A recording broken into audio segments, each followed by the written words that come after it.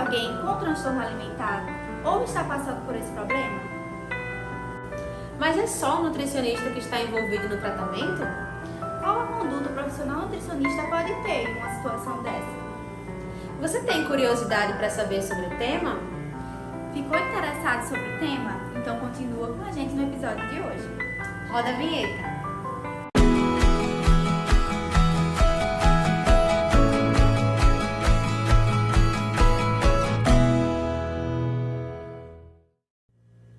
Oi, gente! Então, estamos aqui para apresentar mais um episódio do Acolhe-me. O episódio de hoje ele é intitulado Nutrição, um pilar no enfrentamento do transtorno alimentar.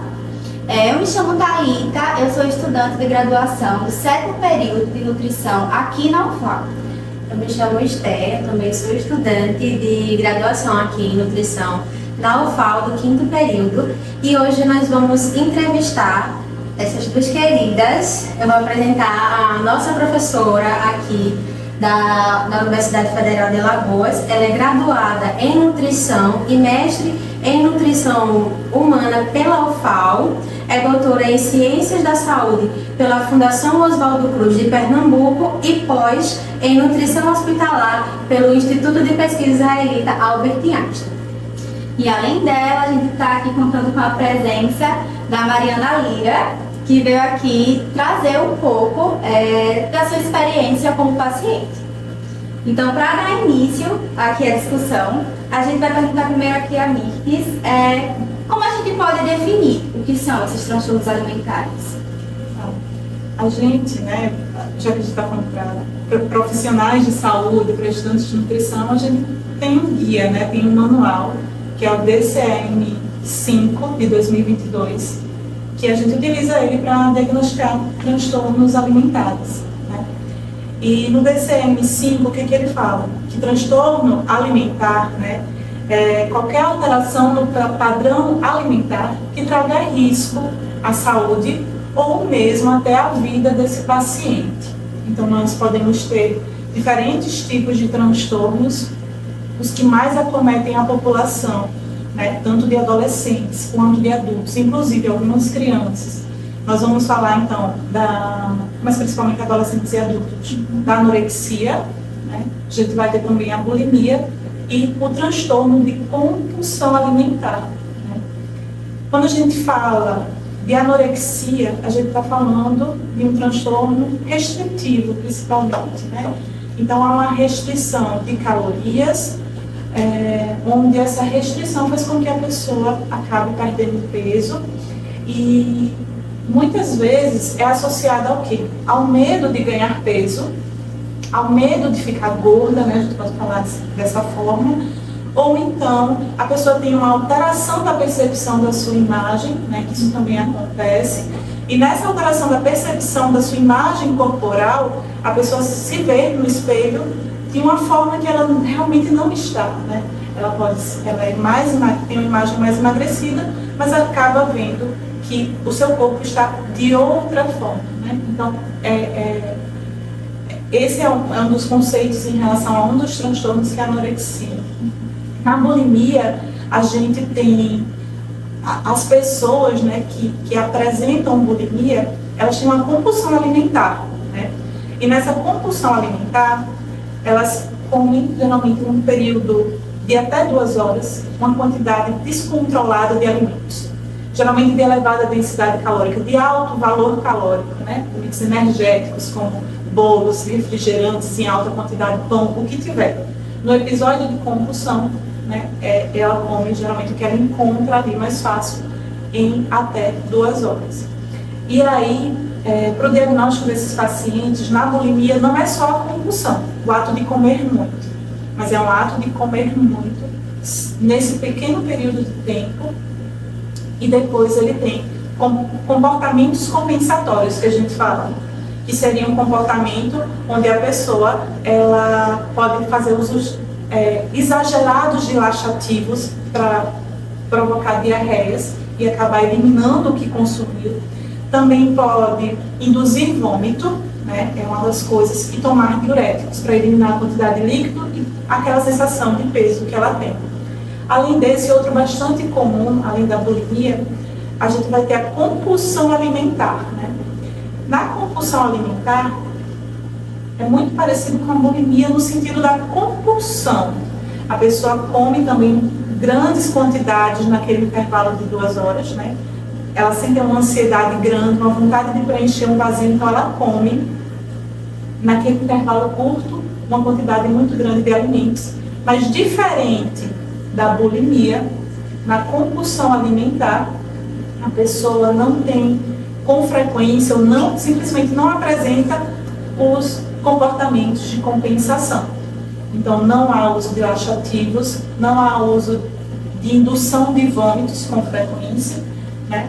Ou mesmo uso de diuréticos. Então, essa é a diferença principal entre bulimia, que existe a compensação com o uso de laxativos, indução de vômitos, e da compulsão, do transtorno de compulsão alimentar, onde você come muito, mas você não tem a compensação, né? Você simplesmente come muito naquele intervalo e depois você se sente mal.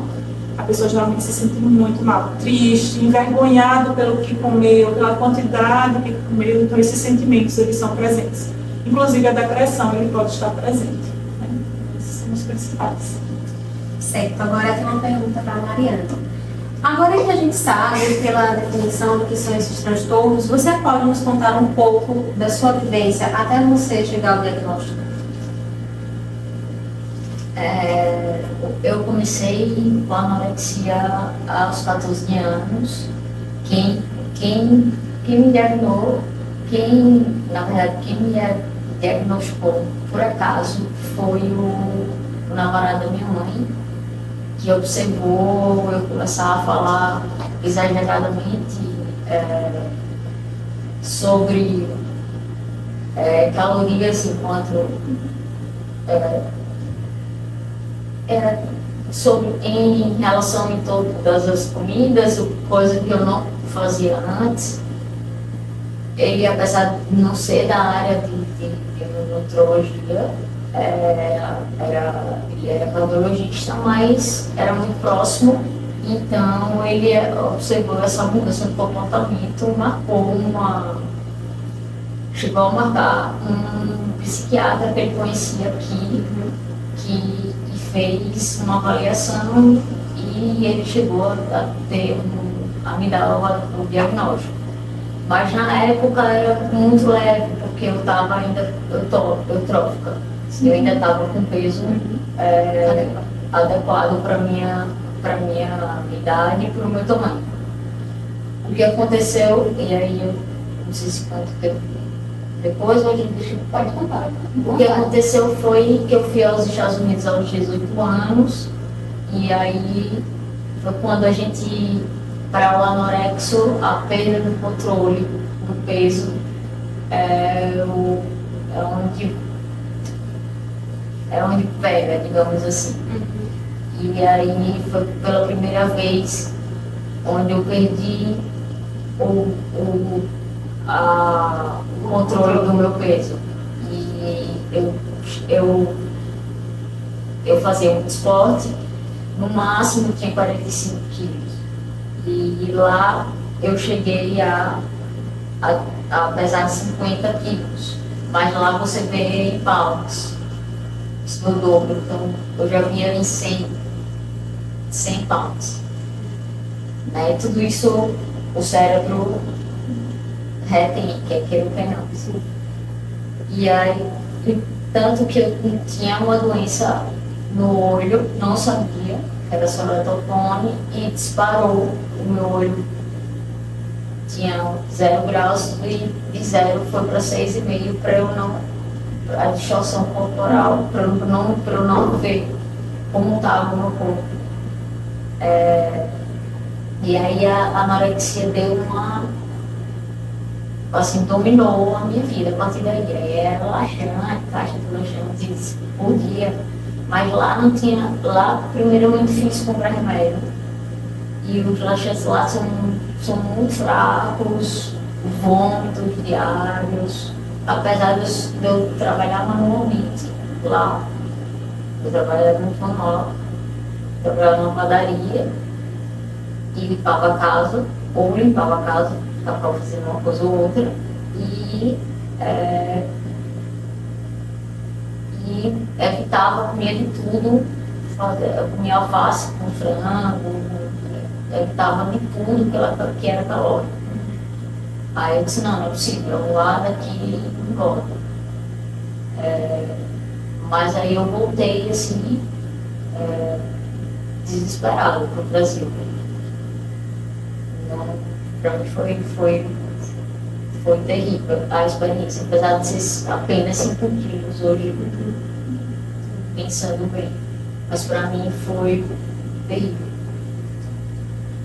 E como foi? Conta um pouquinho, como foi que começou o seu tratamento e como ele está sendo hoje? O antes, como era e hoje? Na verdade, teve esse impacto da minha volta.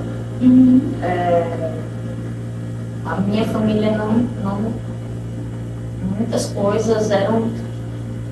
Primeiro que há esse sentimento muito grande de culpa.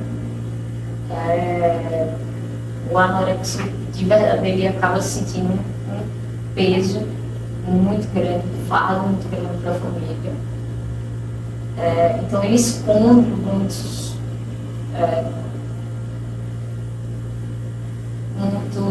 sintomas.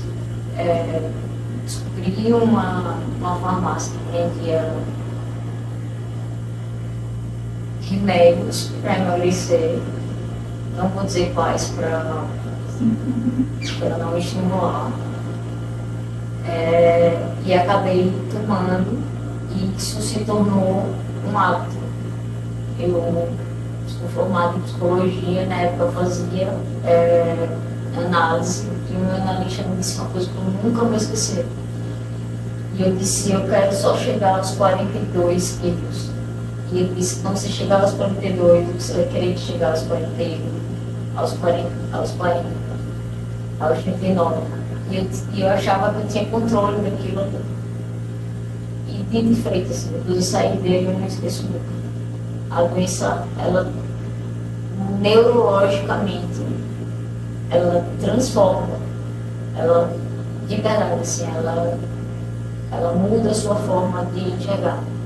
E aí, eu só fui me dar conta de como eu estava quando as pessoas percebem que eu tá magra, aí há uma cultura familiar, particularmente falando que gosta, que tem uma vaidade em torno da magreza. Então, eita, voltou ao normal, está mais magra, está melhor, estamos reconhecendo. Voltou a ficar com o corpo que tinha, mas aí começou a estar muito magra, está começando a ficar mais magra, e aí começaram a descobrir que eu estava com medicação sem prescrição, e aí começaram a tentar se instruir do que era a anorexia, mas é aquilo, as pessoas têm muita ignorância ainda. Até hoje a minha família não entende completamente o que é. Vou lhe dizer, eu tenho anorexia há 17 anos. Até hoje eles não entendem muito bem o que é. Acha que é preguiça, que eu poderia levantar e comer, simplesmente eu não quero me engordar, é vaidade, não é uma tabela. Eu já fiz uma tabela com um profissional, tinha um grupo que eu indico a todos, inclusive a vocês, por ser pioneiro aqui no Brasil, chamado Ambolim, que é do Hospital das Clínicas de São Paulo. Eles estudam isso há muito tempo e eu tive a oportunidade de ser tratada por alguns profissionais de lá.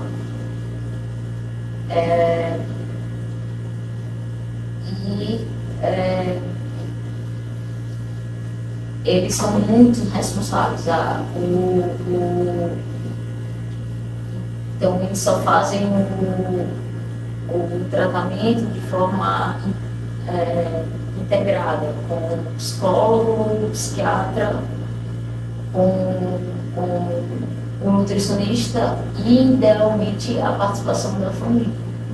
Mas a família, quando no final, sempre o psicólogo, o psiquiatra, alguém sempre remata, e, de fato, só depende do paciente querer, a família se isenta um pouco e diz, olha, não tem o que fazer. Porque eles meio que eles vivem numa batalha junto com a gente, com o paciente. É desafiador, mas seria necessário que as famílias se colocassem mais à disposição e as pessoas que estivessem ao redor julgassem menos, parassem de achar que é uma vaidade, quando não é. A distorção corporal é algo químico, cerebralmente químico. Eu vejo no espelho como se eu tivesse 4 vezes, 5 vezes mais do que o peso que eu tenho. Eu, na verdade, eu evito olhar para o espelho para não criar gatilho. Então, assim, é muito complexo a doença. Não é ter pena, nada disso, mas é ter uma certa sensibilidade de que a pessoa vive num sofrimento diário, constante. Eu vou contar até aqui um caso que eu conheço em particular, que a pessoa começou engordando, só bonita, condições de vida, não teve nenhuma tragédia. Começou engordando, começou se trancando em casa. Hoje, essa pessoa, há 30 anos, não vê absolutamente ninguém da família que não seja mãe. A diarista vai para a casa dela, ela limpa o quarto, ela muda de lugar. No outro dia, ela limpa o quarto, a diarista troca, ela vai para outro quarto, a diarista troca. Ela não falava com ninguém há mais de 20 anos e ela conseguiu falar comigo. Então, ela está perdendo os dentes. Hoje ela é 10 anos mais velha que eu. A pessoa dessa não escolhe fazer isso por capricho, por vaidade, por nada. Ela não tem escolha.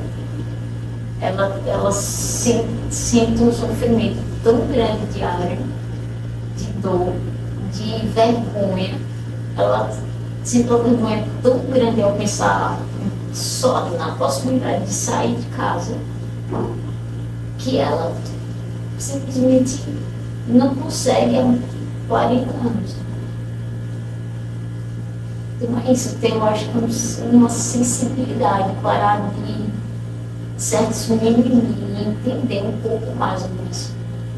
Certo, muito interessante esse caso que você trouxe. Obrigada por compartilhar com a gente. Eu acho que é imprescindível para nós que estamos em formação ter contato com isso, para que a gente tenha o olhar do profissional e o olhar do paciente. E quando a gente tiver contato com os nossos pacientes em uma situação semelhante, a gente possa agir de maneira coerente, a maneira que eles esperam que a gente age. Então, falando do tratamento, Mirtes, você pode falar para a gente qual é o nosso papel enquanto nutricionista no tratamento desse caso? Antes de falar sobre o papel do nutricionista exatamente, a fala do Mário é muito importante. Então, ela foi encaminhada para o psiquiatra, porque a gente está falando de uma doença relacionada a uma doença mental. A pessoa não deixa de comer porque quer, ou come compulsivamente aquela quantidade imensa de alimentos porque quer, mas porque ela está precisando de ajuda. Uma ajuda que muitas vezes ela não vai conseguir com um conselho ou com um único profissional. Então, o primeiro profissional que eu indico é um profissional psiquiatra que seja especialista na área, porque não é todo profissional também que vai conseguir ajudar as pessoas que sofrem, né, com isso, com essa condição. Então, profissionais que sejam especialistas. O primeiro seria o psiquiatra, psicólogo também pode ser, né, que ele pode te encaminhar para um profissional mais adequado. Então, você falar, né, você não tem vergonha de falar. E os profissionais especialistas na área, eles vão ter um preparo melhor para acolher os teus sentimentos e compreender o que é que você está falando pela experiência que eles têm na área, né? Então, em relação ao nutricionista, o papel do nutricionista principal é auxiliar o paciente nesse processo de compreensão da sua relação com a comida, né? É um processo, porque a mente, ela faz com que a sua relação com a comida ela seja negativa, ruim, pesada e que lhe cause sofrimento, né? Os sentimentos que a gente nem imagina. E então o nutricionista, ele vai tentar auxiliar nesse processo de, a gente pode falar, reeducação ou nesse processo de educação nutricional, né? Mas, como eu falei, você prescrever uma dieta, calcular as necessidades nutricionais, é fácil, é muito fácil. Mas você compreender a complexidade humana que envolve um transtorno alimentar é muito difícil. Então, como profissional, um nutricionista, ele precisa estar preparado para essa complexidade e saber que ele não vai conseguir tratar sozinho. Ele vai precisar encaminhar para psiquiatras, se ele perceber qualquer sintoma inicial, né? Porque às vezes tratar no início é mais fácil. Encaminhar para o psiquiatra, encaminhar para o psicólogo. A gente tem um ambulatório aqui de nutrição, né? Onde os estudantes, junto com a gente, né, da Faculdade de Nutrição da UFAL, a gente atende crianças e adolescentes, Mari. E aí, tem mais ou menos um mês que a gente está atendendo esse novo ciclo. E só semana passada eu peguei 2 casos suspeitos, para a gente ter uma noção de como crianças e adolescentes, eles podem, no caso foram 2 casos suspeitos por mim, nós temos outros professores que também atenderam semana passada, então já vão 3 casos suspeitos em uma semana de atendimento, 1 ou 2 semanas de atendimento desses pacientes.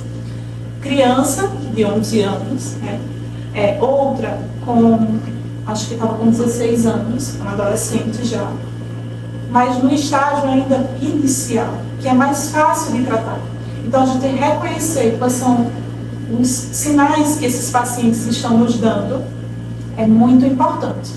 E aí, entre os sinais que eles podem nos dar, por exemplo, se a gente fala da anorexia, é quando ele faz, por exemplo, a criança quer comer, não quer comer, começa a pular refeições, né? Criança ou adolescente. E o adulto também começa, não quero tomar o café da manhã. Aí chega na hora do almoço, deveria estar com fome, né?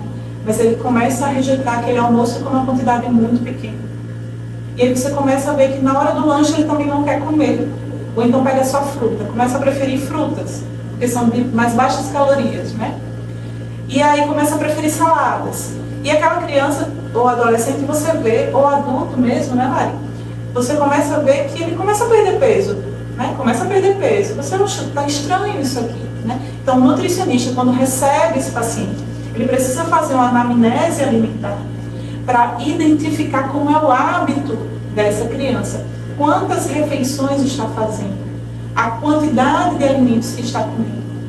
E muitas vezes é interessante, inclusive se for mais adolescente, você diga assim: pai ou mãe que está conversando aqui, você pode sair um pouquinho da sala? Que eu quero conversar só com ele, porque às vezes na frente do pai ou na frente da mãe, eles não sentem vontade de falar o que ele está sentindo. E às vezes você pode também, quando você vai orientar a família, dizer: Maria ou João, aquela criança ou adolescente, né, com supervisão, claro, você pode ficar um pouquinho lá fora para eu conversar com o pai? Porque às vezes o pai sente que quando a gente fala na frente da criança ou do adolescente, a gente está tirando a autoridade dele. Quando na verdade a gente está só tentando orientar a família sobre posturas, palavras negativas e pesadas que são ditas. Tipo, meu filho não come, ele não quer comer. Então, são palavras que vão entrando na cabeça da criança e do adolescente e que podem gerar. Esse menino come demais, né? Então, são algumas... O nutricionista, ele precisa saber agir com a criança, o adolescente, o adulto. Precisa saber conversar também com os pais familiares, né? E, a partir de uma anamnese alimentar, identificar os comportamentos de risco para transtorno alimentar, tanto restritivo quanto compulsivo e quanto de compensação, como vômitos, né? Tem sinais e sintomas que a gente consegue identificar também, com marcas na mão, né? De tanto fazer o movimento, você fica com marcas, calos aqui, né? Porque bate no dente e aí machuca. A erosão pelos vômitos excessivos, erosão dos dentes. Então, pede para a criança e o adolescente ou o adulto abrir a boca para ver como é que está esses dentes. Se você desconfia de bulimia ou anorexia nessas crianças. Na compulsão alimentar não tem isso, né? Mas tem o comer intenso. E aí a gente precisa estar atento. Cair o cabelo, né, Mari, também. Cai o cabelo bastante, pode ficar com alopecia, algumas regiões. Então, a gente precisa começar a identificar esses sinais e esses sintomas que essa criança, esse adolescente ou esse adulto, ele nos dá para o diagnóstico mais precoce possível. E quanto mais precoce, maior a chance da gente conseguir tratar de forma respeitosa, acolhedora, sem julgamento e colocando a família junto, que é essencial também. Realmente, é uma importância muito grande essa sensibilidade do profissional ao Sim. perceber, ao enxergar os sinais, e também a sensibilidade de entender que ele não tem como fazer aquilo sozinho, né? Que ele precisa realmente ter uma multiprofissionalidade e entender que ele precisa pedir auxílio aos Sim, outros profissionais aí, né? Porque, querendo ou não, a gente está tratando como uma pessoa que tem diversos aspectos que tem que ser observados ali, não cabe só uma pessoa conduzir a estrada da outra, né? Tem que ter toda uma rede ali junto. Então, pegando esse gancho, eu queria saber quais são os aspectos que a senhora considera como essenciais para ter um sucesso nesse tratamento. Aí podem ser os aspectos envolvendo o paciente, externos a ele, familiares, etc. Excelente pergunta, Thalita. O que eu vou falar é que a primeira coisa que eu acho que um nutricionista que trabalha com transtornos alimentares, ele precisa ser uma pessoa que respeite, que tenha empatia e consiga acolher o paciente naquele momento tão sensível da vida dele. A gente precisa olhar no olho, a gente precisa enxergar o paciente, a gente precisa saber que ele está sofrendo, com um olhar de não julgamento. E também não achar que calcular dieta para ele vai funcionar, porque pelo contrário, pode ser um gatilho. Calcular dieta, colocar quantidades, colocar valor calórico ali, colocar para ele pesar os alimentos para ele comer mais, de repente ele vai comer menos. Então tudo isso é gatilho que a gente pode desencadear nesses pacientes. Então eu preciso entender como profissional de nutrição que o meu primeiro ponto de partida eu não preciso nem ser especialista. O primeiro ponto um paciente desse chega para a gente, às vezes não chega com diagnóstico. Às vezes nem o paciente sabe que tem um transtorno. Então o que a gente deve fazer é estudar um pouco sobre transtornos alimentares, para que a gente consiga identificar os sinais e, se a gente não for especialista na área, a gente caminhar para quem é, para que saiba tratar da forma adequada e os objetivos sejam alcançados. Mas o primeiro passo, a primeira porta para o profissional de saúde é empatia. Você se colocar no lugar do outro, sem julgamentos, e escuta, a escuta ativa. Você escutar o que ele está te falando, para você entender o que ele está passando. E a partir disso, quando você escuta, você entende quais são os passos a seguir, né? E aí, nos próximos passos, a gente pode identificar, por exemplo, se o paciente está com a desnutrição grave, no caso de anorexia, né? Está muito emagrecido, aquela aparência que você vê que ele está debilitado. A gente muitas vezes precisa, né, crianças, adolescentes ou adultos, encaminhar para o tratamento hospitalar, onde ele pode ser alimentado por sonda ou por via oral, com suplementos. O objetivo ali não é tentar alcançar um valor calórico total ou educação nutricional específica no ambiente hospitalar. A gente vai explicar para o paciente a importância das calorias, da energia que ele está consumindo. Esse paciente, por estar recebendo alimentação por sonda ou por via oral, muitas vezes eles vão ter sentimentos negativos, porque, como ela falou, a neurobiologia, o cérebro dele está funcionando de forma diferente. Então, quando você come, você não se sente bem, você se sente mal. Né? Então, os sentimentos negativos para esses pacientes inicialmente podem vir, mas a gente vai conversando com eles sobre...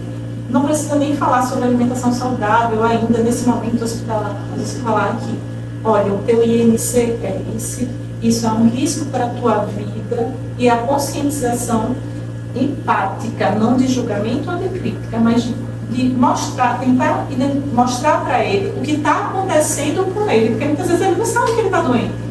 Ele não consegue enxergar que ele está magro excessivamente. Né? Então, muitas vezes o papel do nutricionista junto com o psicólogo, junto com o psiquiatra, é fazer com que o paciente consiga, naquele momento hospitalar, identificar onde é que eu estou, qual é o meu peso nesse momento, o que isso representa para ele. Né? Então, essa fase hospitalar é principalmente isso. O objetivo nessa fase é fazer com que o paciente ganhe peso, né, Maria? Com que ele consiga ganhar peso para que ele saia daquela desnutrição grave. Saindo dessa desnutrição grave, indo para uma magreza mais leve, por exemplo, aqueles sintomas depressivos, de ansiedade, de irritabilidade, que estão presentes nessa desnutrição grave devido à restrição alimentar, eles melhoram. Então, a gente já tem estudos mostrando que quando o paciente sai dessa desnutrição grave, começa a ganhar peso, apesar dos sentimentos negativos por estar sendo nutrido e alimentado, ele começa a enxergar as coisas como realmente são, né? Então, a nutrição nessa fase vai ser para ganhar peso, porque ele saindo da desnutrição grave, indo para uma magreza leve, por exemplo, né? Ou uma magreza mesmo moderada, ele começa a melhorar os seus sentimentos. Reduz sentimentos de depressão, irritabilidade e ansiedade. Aí a gente consegue conversar com o paciente. Mas no momento de desnutrição grave, a gente não consegue. Porque a irritação, o cérebro, está tudo alterado. Então não adianta você dizer coma, que vai fazer bem para você. Não é o momento. Né? Vai chegar o momento de você falar sobre educação nutricional. E o momento é quando ele começa a sair da desnutrição grave. E a gente também, dentro da ciência da psicologia, da nutrição, a gente tem os momentos em que o paciente se encontra. Existe um momento que a gente chama de pré-contemplação, onde ele diz, doença? Eu não tenho doença. Aí você começa a conversar sobre o que é anorexia, você começa a explicar para ele, para a família, de forma acolhedora, sem julgamento, com empatia, mostrando documentos, pesquisando junto com ele, passando atividades junto para casa. Então, é um momento de pré-contemplação. Eu preciso entender que eu estou doente, porque eu ainda não sei. Eu não sei que esses meus comportamentos são de risco para a minha saúde. Então, é um momento de pré-contemplação do paciente. No momento de contemplação, eu começo a entender, após esse momento, que sim, pode ser que eu esteja doente. Pode ser que esse meu comportamento seja errado. É um momento de contemplação. Eu começo a entender que não, tem alguma coisa errada.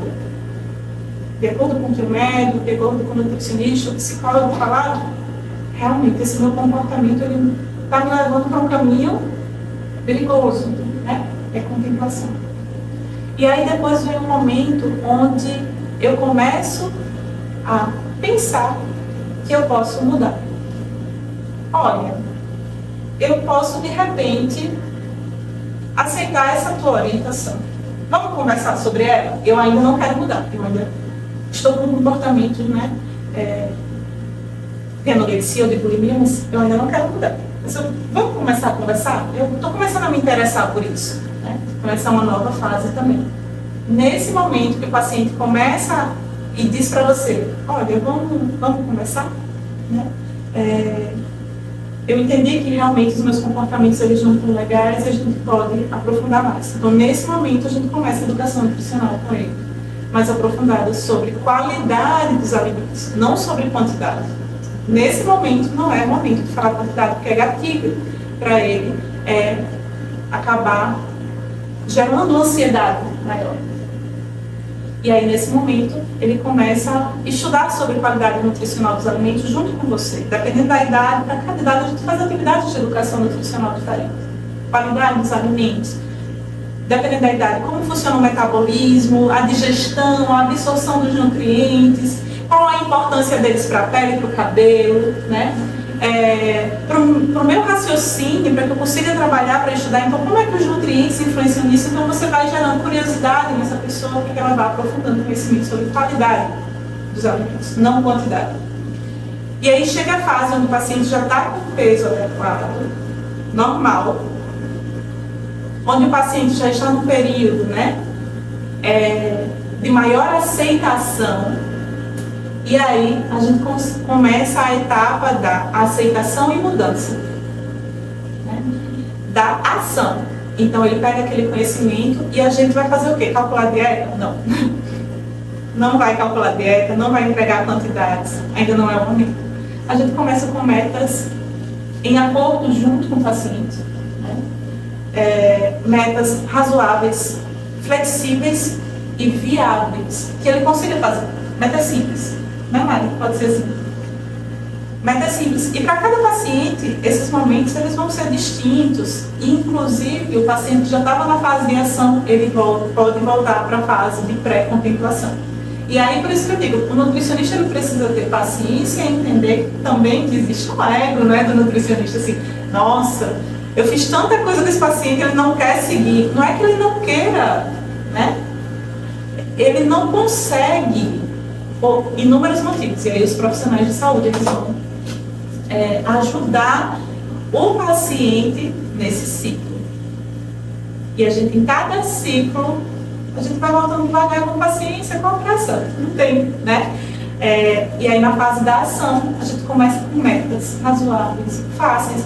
Olha, Mari, você consegue fazer isso? Você acha que é possível para você? A Mari vai dizer, comer uma maçã para mim por dia vai ser possível. Aí na semana seguinte, Mari volta para conversar comigo. E aí, Mari, consegui? Olha, um dia eu consegui, no outro dia não. Tá, ótimo. Vamos tentar colocar mais uma banana? Você acha que é possível? Então, são metas razoáveis e acordadas com o paciente, né? E aí outra coisa que o nutricionista precisa é que ele esteja alinhado com a equipe. Então, ele precisa saber articular e conversar com o psicólogo, com o psiquiatra, com outros profissionais, como enfermeiro, por exemplo, também, né? Fonoaudiólogo, se for necessário, fisioterapeuta, o que for necessário, né? Ele precisa conversar com a equipe, ele não pode agir sozinho. Ele precisa conversar com o psiquiatra, por exemplo, para saber em que fase a Mari está. Ele precisa conversar com o psicólogo para saber como é que a Mari está, como é que está a evolução dela. Você acha que eu já consigo evoluir agora para a quantidade? A psicóloga vai dizer, coloque quantidade aí para não.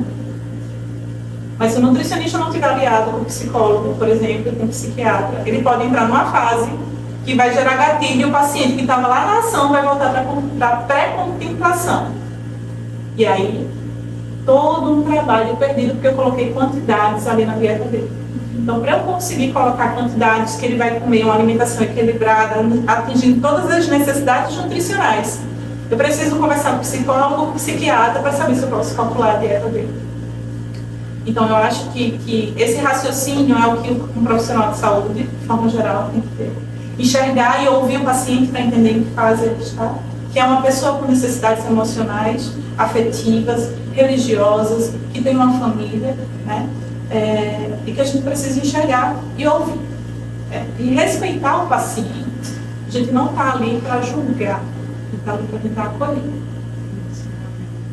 É muito importante a gente ver esse aspecto para o lado do profissional.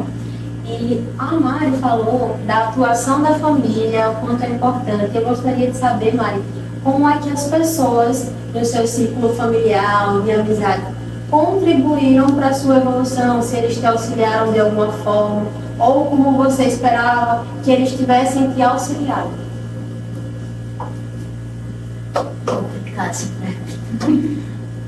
Assim, a gente, na verdade, a gente sempre fica grato por tudo que todo mundo faz. Eu acho que meus pais, quando entenderam a gravidade, principalmente quando a gente achou o núcleo do umbigo, entendeu realmente a gravidade na qual eu estava, eles ficaram muito preocupados em tentaram entender no que é que eles poderiam fazer. Eu já era adulta, então é muito complicado você dizer, né, você se meter numa vida de uma adulta e dizer, olha, agora eu vou regular a comida de Mariana, é complicado. Então eles tentaram estar ao meu lado. Gera muito sofrimento para a família, o que acaba gerando muita culpa para o paciente e o que acaba alimentando a doença. Parece que por conta disso. Então, se eu desse algum conselho à família, é que a família sempre se colocasse à disposição, mas no sentido de que estou aqui, mas não se sinta culpado. Estamos aqui ao seu lado, mas não se sinta culpado por ter essa doença, porque ninguém escolhe ter transtorno alimentar, seja ele qual for. Não, eles se colocaram e se colocam à disposição sempre que possível. Todos eles, cada um de uma forma, se comunica com a doença de um jeito.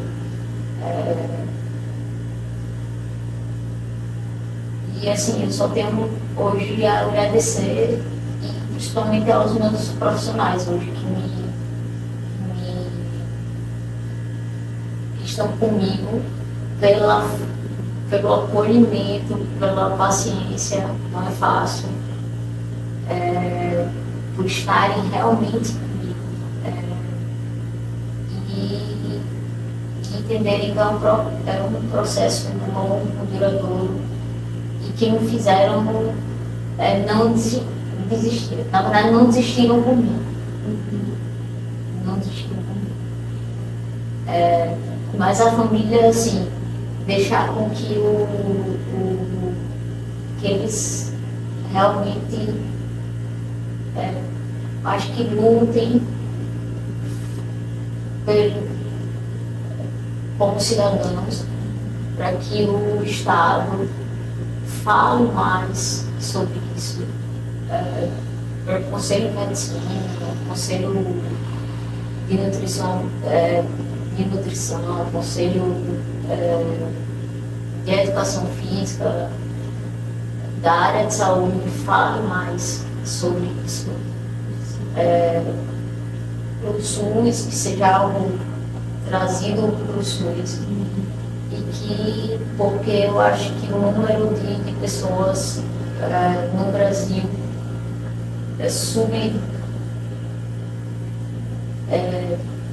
notificadas e diagnosticadas é alto.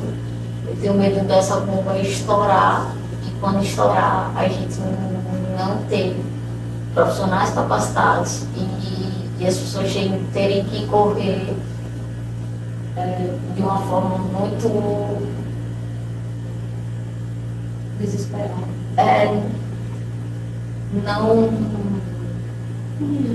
Não planejada, exato. Não com o tempo que deveria para tratarem bem desses pacientes. É isso que eu desejar, é isso. Que quando vocês falem cada vez mais sobre esses temas. Agradecer a oportunidade de estar aqui falando em nome de inúmeros pacientes que alguns já são diagnosticados, outros não sabem existir. Esse momento aqui que a gente está tendo é de uma importância assim, surreal, porque quantas pessoas que não são diagnosticadas ou que são e que não têm a oportunidade de falar a respeito, de se abrir com a família.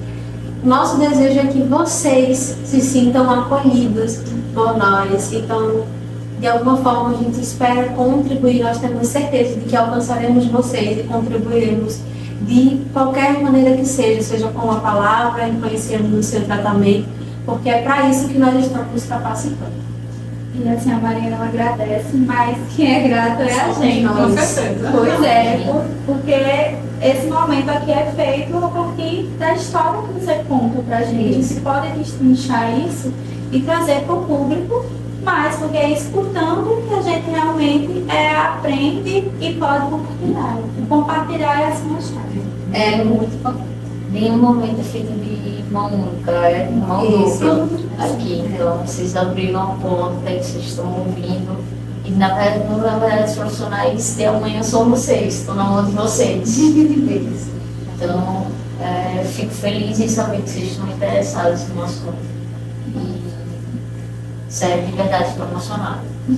É assim, a Alex até falou algo que me chamou muita atenção, do profissional ter paciência, porque uma coisa que a gente observa muito aqui na faculdade é aprender a calcular a dieta, que é o nosso instrumento de trabalho, e a gente acaba centralizando as nossas energias em planejar uma dieta perfeita, que abata as calorias, as proteínas, os carboidratos e tudo, e a gente esquece de olhar sob a ótica do paciente, principalmente nesse quadro, como a professora disse. Tenha paciência, vamos trabalhar na qualidade do alimento. Então, isso é como o profissional vai ter que parar e reavaliar toda a sua conduta e agir de uma maneira que talvez na instituição de ensino em que ele se formou, aquilo não foi aplicado. Ainda bem que aqui nós temos profissionais, a professora, né, a coordenadora da nossa liga, perfeita, que nos trazem esse olhar muito crítico. Mas existem faculdades de nutrição, infelizmente, em que os profissionais não saem preparados para isso e acaba que ele não contribui da forma como deveria para o tratamento do paciente. Então é muito importante ver o olhar do profissional e mais ainda ver o olhar do paciente, porque nós teremos dois contribuintes para a nossa conduta. E é esse o ponto que está sendo trabalhado, né? O ponto que vem mudando, porque esses momentos aqui eles estão acontecendo porque tem havido essa mudança de visão e essa preocupação mesmo com o que realmente é o ser nutricionista, como a gente está agindo com os nossos pacientes. E momentos assim são reflexo dessa mudança de pensamento. Ô, Thalita, e também, outra coisa importante, né, que eu falei do paciente desnutrido, mas também na compulsão e na bulimia, muitas vezes a gente encontra pacientes com obesidade, ou com excesso de peso, ou com peso normal, né? Normal que eu falo um peso eutrófico, adequado para a sua altura, né, corrigindo.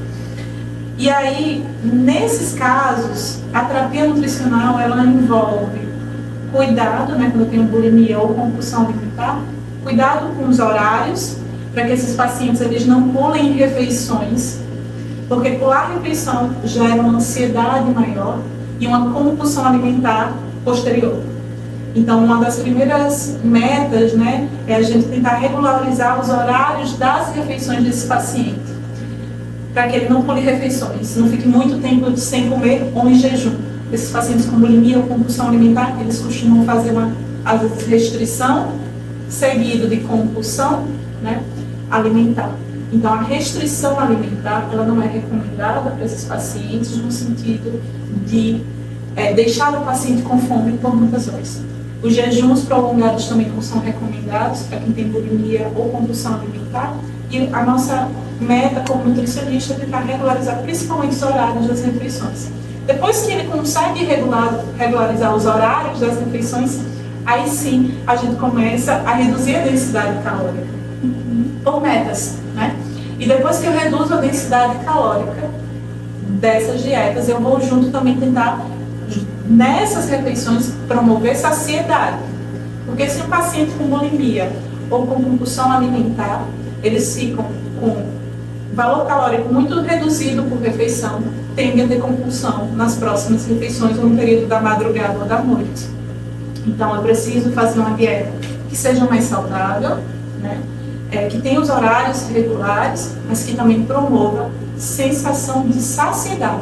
Eu estou saciado, eu comi e estou bem, né? Então, o pilar falando da parte nutricional seria esse também. Então, pequenas metas, começando com o controle dos horários para prevenir compulsão alimentar e depois ajustando as quantidades e sempre promovendo a saciedade do paciente com alimentação saudável.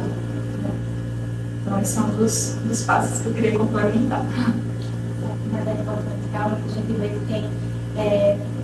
a gente vê que tem tipos diferentes e que existem várias condutas que Sim. precisam ser respeitadas em cada caso, né? Sim. Além da diferença de paciente para paciente, Sim. que vai ter uma diferença Enorme. de tratamento em cada um.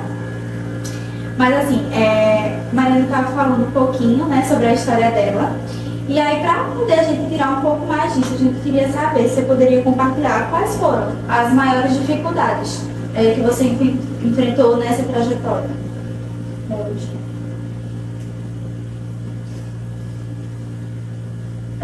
A maior dificuldade, nossa. Olha, são tantas para lidar, deixa eu. Acho que eu vou te dizer. É acordar todos os dias. É levantar todos os dias, não desistir todos os dias. Porque eu costumo fazer uma analogia que é fácil, não é fácil, mas assim,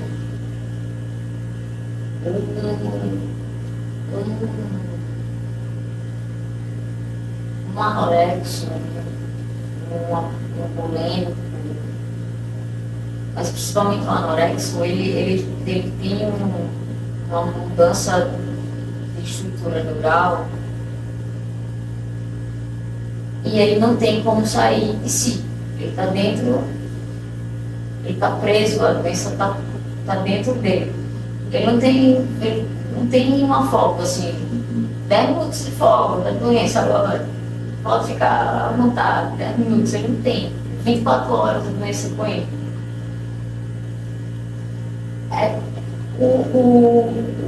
O alcoólatra, ele tem a possibilidade de ter o exercício de, sei lá, joga tudo. Não estou dizendo aqui que é mais fácil. Não usei droga também, mas Mas existe um objeto químico também. mas existe um objeto que possa ficar longe dele. Entendeu? Que ele possa ter o controle dele ter a possibilidade dele jogar. Ele pode ter um intervalo, Dele- uma distância com aquilo. Isso, dele não é algo que está dentro dele, Sim. entendeu? É algo que ele ingere. A anorexia, o transtorno alimentar, não. É algo que está dentro de você. Você não tem intervalo, é 24 horas, 24 horas. O único intervalo que você tem é quando você dorme. Quando você acorda, você acorda pensando nela. Você dorme pensando nela, você já acorda pensando. Então, assim, é extremamente cansativo. Para você não desistir, é algo assim que você tem que ter uma consciência, uma força interior, assim, não estou aqui dizendo mais uma vez, não olhem para os pacientes de vocês com pena, ao contrário, olhem para eles como se eles fossem pessoas normais, assim, eles são pessoas normais, eles têm um propósito de vida. Mas tenham essa empatia e entendam esse dia a dia que é cansativo para eles também. Eles não chegar no consultório exaustos, vão dizer, doutora, hoje está assim, não aguento não.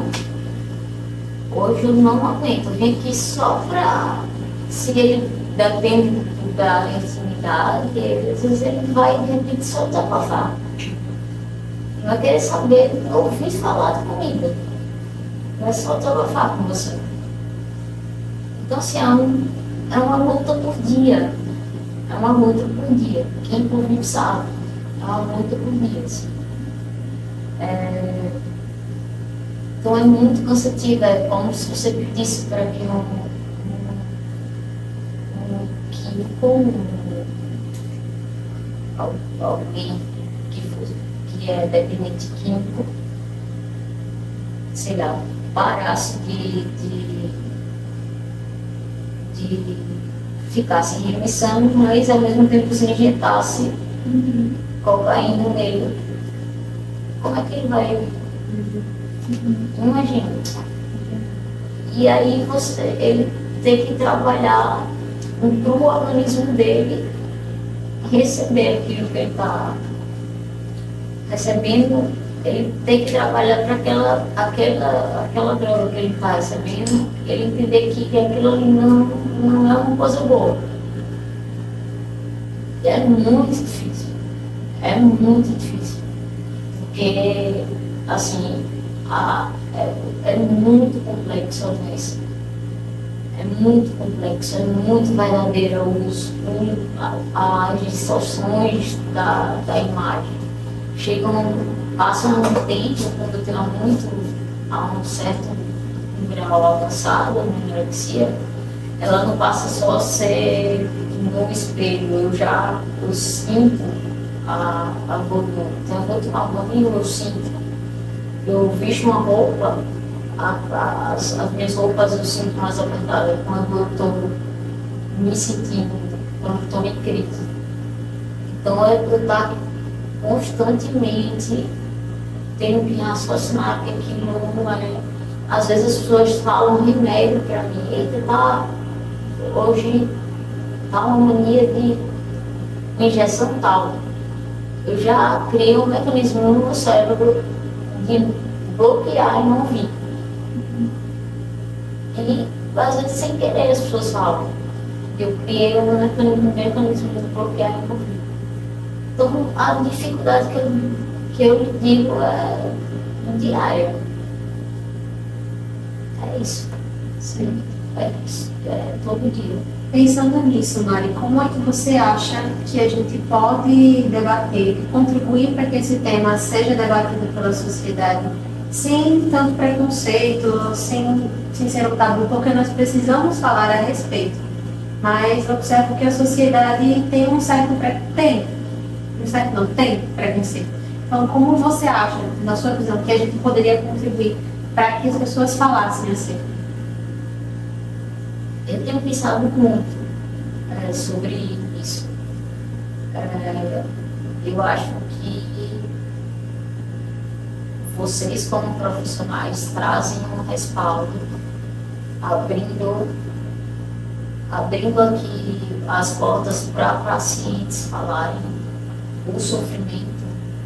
Eu acho que a sociedade escuta muito mais e passa a dar muito mais importância e relevância para aquilo que no dia a dia a gente repete milhões de vezes para várias pessoas e às vezes as pessoas não escutam.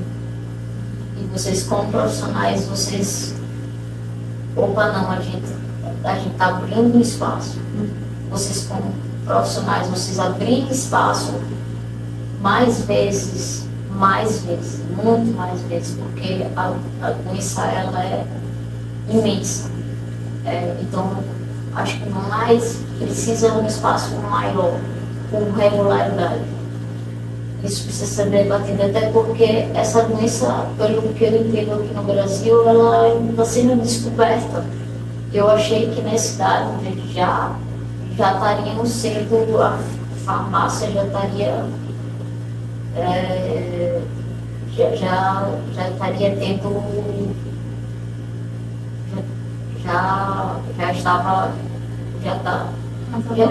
mais avançada, a gente já estaria farmaceuticamente com Alguma regulamentação para não vender os medicamentos? Não, ao contrário, já estariam com pesquisa de farmácia, farmacêutica, fazendo para pílulas, testando já remédios.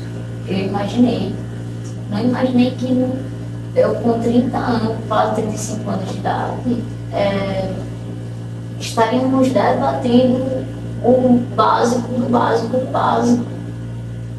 assim, de formação do básico, assim, de como é que se dá uma formação de um tratamento de transtorno alimentar. É triste, mas eu tenho que ainda olhar para o lado positivo, para as coisas boas que acontecem e que estão acontecendo. No Rio Grande do Norte tem muita gente boa falando sobre, em Recife tem, em São Paulo tem, aqui em Maceió, que coisa boa, meu Deus do céu, tem, não vou precisar mais sair daqui. Então,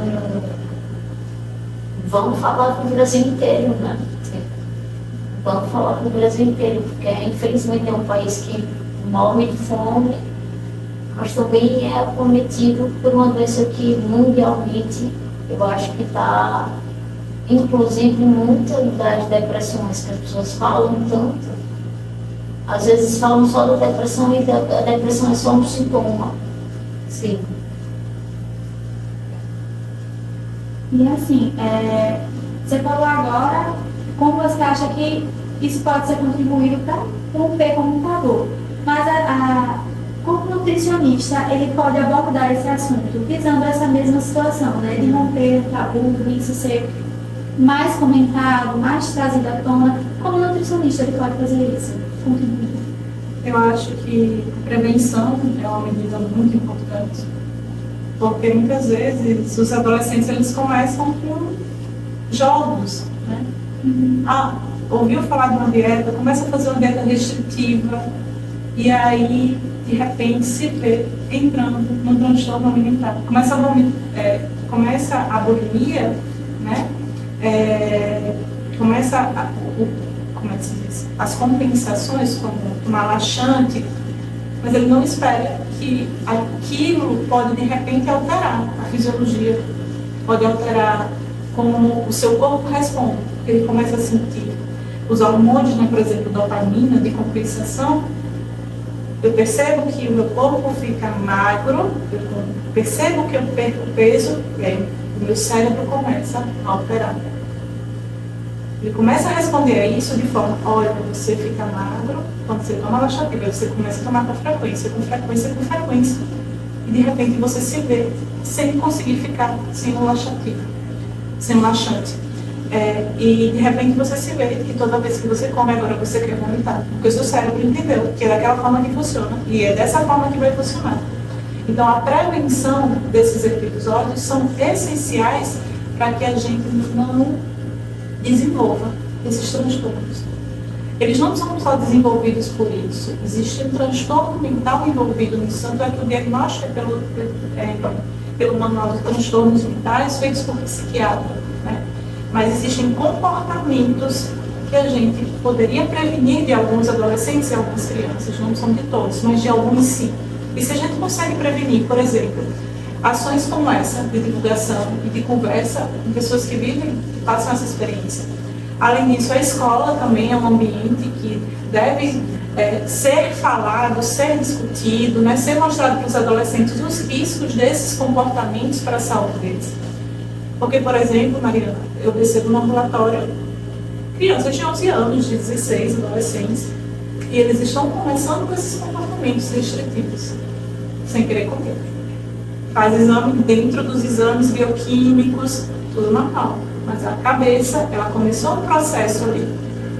E a gente mostrar para aquele adolescente que isso é um transtorno, que ele precisa, né, para a criança, para o adolescente, que isso é um transtorno, que isso precisa de um tratamento, de um acompanhamento, que isso não é natural, que isso é uma doença, que ele não está fazendo isso porque ele quer, mas porque existe ali, muitas vezes, uma depressão instalada, uma ansiedade que faz com que ele tenha esse comportamento e que precisa de tratamento. A gente indicar para ele, já na fase inicial, eu acho que é uma das questões iniciais do tratamento para esses pacientes, para essas pessoas que convivem com isso. Então, orientar para que não iniciem o comportamento e, se já iniciou, que a gente consiga fazer o diagnóstico mais precoce possível do tratamento. Certo. Para as pessoas que estão lidando com alguma relação conflituosa com a comida, a quem eles devem buscar ajuda primeiramente? Onde eles podem buscar ajuda? Eu acho que psicólogo ou psiquiatra, né, são os primeiros profissionais. Nutricionistas também podem procurar o profissional de nutrição ou mesmo o nutrólogo, né. O importante é que você saiba, o tratamento ele não é de um único profissional. Você vai precisar de um psicólogo, de um psiquiatra. E o SUS, ele fornece tratamento para essas pessoas. Então, você pode encontrar, se você tiver plano de saúde, pode ser pelo plano. Se você não tiver, pode ser pelo SUS. Né? Nós temos serviços em Maceió que atendem essas pessoas aqui no multidisciplinar. Então, o SUS vai ser a porta de entrada para você começar o seu tratamento. Pronto, para finalizar, a gente queria que você, Mariana, nos dissesse, olhando para você mesma, no início dessa jornada, e também para as pessoas que estão lidando com algo semelhante, o que você diria para você mesma no início e para essas pessoas que hoje estão se vendo no início também dessa jornada? Se eu pudesse voltar atrás, eu diria: quer ficar o resto da vida preso dentro de uma cela muito pequena, menos 1 metro por 1 metro, sem ter plano de sair, 24 horas, sem visitas às vezes indesejadas, horário de almoço onde você não escolhe, almoço que você não escolhe, lanche que você não escolhe, enfim. Se quer entrar nisso, pode ser que a pessoa não entenda, mas é isso. Você está entrando numa prisão muito apertada, onde você não tem, vão jogar a chave fora e você não tem escolha nenhuma, de nada, de horário, nem de absolutamente nada. Eu acho que ninguém gostaria. É uma pergunta pesada, mas infelizmente não estamos tratando aqui uma doença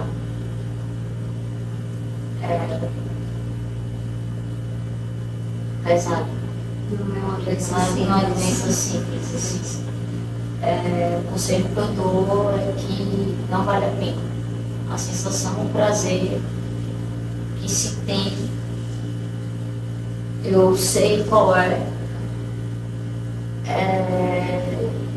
ínfimo perto do sofrimento que você vai entrando, vai cavando com o passar do tempo. Então procure um profissional, converse com seus pais o mais rápido possível e procure esse acolhimento. E tenha certeza que sim, há tratamento e há saída. O tempo não é simples, mas há. Perfeito. E você, o que tem a dizer para as pessoas que estão lidando com esse problema? Eu acho que, como ela falou, né, Mariana, procure ajuda de alguém que possa te ajudar. Porque muitas vezes a gente conversa com um amigo e ele guarda um segredo com ele. Né? Então, lute contra o que há dentro de você com esse medo de guardar essa informação para você. E converse com o diretor da sua escola, com o professor. Às vezes a gente tem vergonha de conversar com os pais, então converse com um tio que você tenha confiança, ou um adulto que possa, de repente, te encaminhar para algum lugar. Porque, como a Mariana falou, se está no início, principalmente, ou que não esteja mesmo, né? Assim que você falar para alguém, um adulto responsável, né? Uma pessoa que possa realmente te dizer, olha, isso é uma doença, isso é um problema e a gente pode ir por aqui. Vamos seguir esse caminho, eu vou te ajudar. Então as pessoas, seus pais, ou os diretores da escola, ou seu professor, ou o tio, eles não vão, pode ser até que de algum lado tenha um julgamento, né? A gente tem que falar, pode ser que tenha um julgamento, que não entenda, Então procure alguém que entenda. E se você é um adolescente ou uma criança, procure um profissional dentro da sua escola, que eles muitas vezes vão saber conversar e explicar o que está acontecendo para os seus pais. Eu acho que é uma das principais falas que a gente tem para fazer. E que o nutricionista ele também é um profissional que pode te ajudar nesse processo, assim como psicólogo e psiquiatra, e que não tenha vergonha de procurar ajuda, porque ela vai ser muito importante para que essa condição, né, ela não evolua para um estado grave e coloque em risco a saúde de vocês, que é o mais importante nisso tudo, né? A gente não aprofundar e não mergulhar nesse mundo, nesse universo que a gente nem imagina o que pode encontrar lá embaixo. Que é bem difícil de sair, né? Eu só queria frisar isso, não tenha vergonha do que você sente, assim. Sei que você sente muita culpa e se acha muito culpado pela condição que você está e às vezes esconde dos seus pais porque acha que vai dar trabalho. Pode ser que os seus pais não entendam da doença, pode ser que os seus professores também não entendam, pode ser que o psicólogo, mas alguém que você tenha confiança, algum adulto que você tenha confiança, vai estar disposto a pesquisar com você e encontrar alguém, aqui está um grupo que tem capacidade de te atender e te direcionar para profissionais, outros, eles já são uns, e outros que possam te atender também nessa caminhada para esse processo de cura. Então não se sinta culpado nem vergonha, porque muitas pessoas estão na mesma situação que você está. Então se aceite e é isso. Você só é mais uma pessoa, não tenha vergonha não. Vergonha é a gente não se aceitar. Então, nós finalizamos por aqui. Eu quero agradecer a presença da Mari, da Mirtes. Foi muito, muito importante esse momento que tivemos. Quero agradecer a Mari por ter compartilhado toda a sua vivência conosco. Agradecer você pela audiência. Se você conhece alguém que está nessa situação, por favor, compartilhe esse vídeo. Não se trata de likes, não se trata de audiência, e sim de uma forma de acolhermos essas pessoas. E se você que está nos assistindo, está passando por essa situação, nós deixamos o nosso apoio, o nosso conselho, enfim, você vai conseguir, como a Mari disse, e é isso. Muito obrigada. Quero agradecer também a Comister, a presença das duas aqui, Mariana e a Mirtes, e dizer que o seu relato e também o seu, como nutricionista, nos fez aprender muito aqui também, e eu tenho certeza que também fez o pessoal que está assistindo aprender um pouco mais sobre o assunto, ter curiosidade e hoje se tornar mais sensível a cada pessoa que está passando por isso. Então, assim como o Mister disse, compartilhe o vídeo com essas pessoas, que o nosso objetivo aqui é acolher a todos e ajudar a todos que estão passando por isso. Então, muito obrigada, gente. E é isso. Tchau, tchau.